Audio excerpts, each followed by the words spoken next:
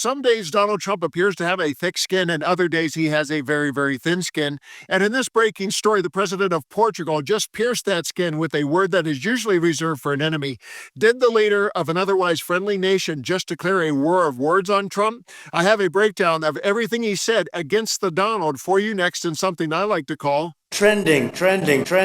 In just a minute, I'll share the dagger tossed at Trump by President Rebelo de Souza. But first, I want to share with you another important story that is trending today, and the dot that connects the two is Trump's friend and hero, Vladimir Putin. Check out this horrific report from the Daily Beast that begins with the headline, Putin's twisted drone scheme now has kids helping to kill kids. And here's the highlights from the shocking Anna Nemtsova expose. Children as young as 7 are now being forced to join Vladimir Putin's dystopian drone war, which rained down attacks on Kyiv on Thursday that left 23 people dead, including 4 kids. The 7-year-olds are not directly involved in the war in Ukraine, but in a chilling escalation, they will be trained as future drone pilots as part of their education in school from next year.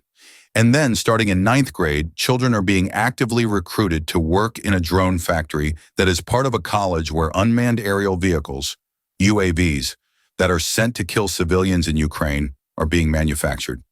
Conditions are brutal in the drone factory at Alabuga College, 600 miles west of Moscow, with allegations of bullying and physical abuse. One of the young workers, who asked to be called Kate, told the Daily Beast that she was being reprogrammed into an unbreakable part of Putin's war machine. No weak students could survive the Alabuga College training, only the strongest ones who do not break, she said.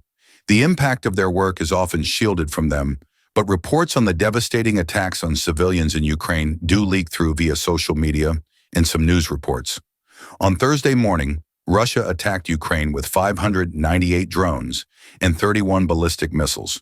Once again, the Ukrainian capital was on fire, with several buildings, including a 5-story apartment building, offices of the British Council, and the European mission going up in flames.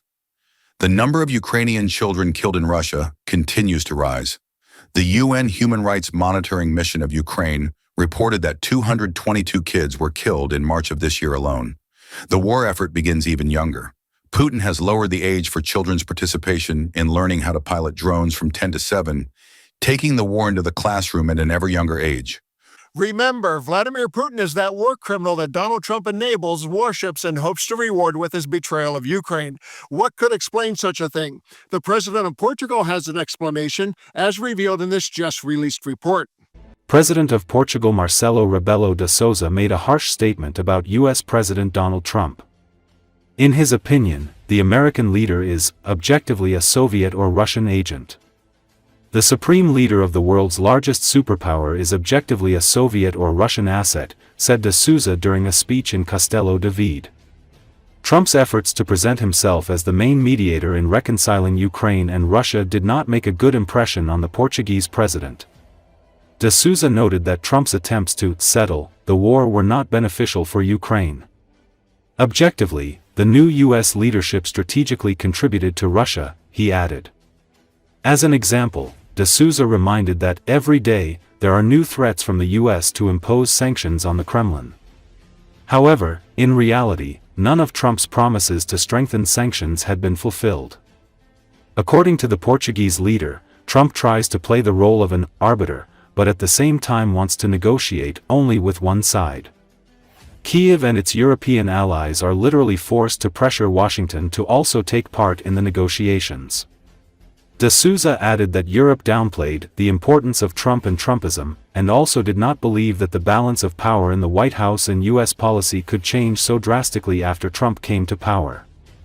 Meanwhile, media write that U.S. President Donald Trump is not satisfied with the demands of Ukrainian President Volodymyr Zelensky and Europe for ending the war.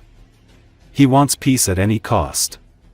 In recent days, Trump has expressed in private conversations his frustration that his loud diplomatic efforts have not brought results, but he blames not Russia and Russian President Vladimir Putin. Sousa's reaction came after Trump's repeated attempts to position himself as the primary mediator in bringing Ukraine and Russia together. Trump's efforts to settle the conflict, according to Sousa, have not actually helped Ukraine.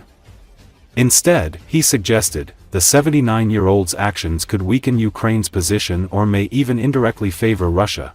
What de Souza just said is extraordinary. Think about it. A NATO ally, a Western democracy, and a friend to the U.S. just used language usually reserved for traitors. To label an American president objectively a Soviet or Russian agent is not casual rhetoric. It's a declaration that Trump's actions are indistinguishable from those of someone actively working against American and European interests. And the thing is, de Souza is not alone in his assessment.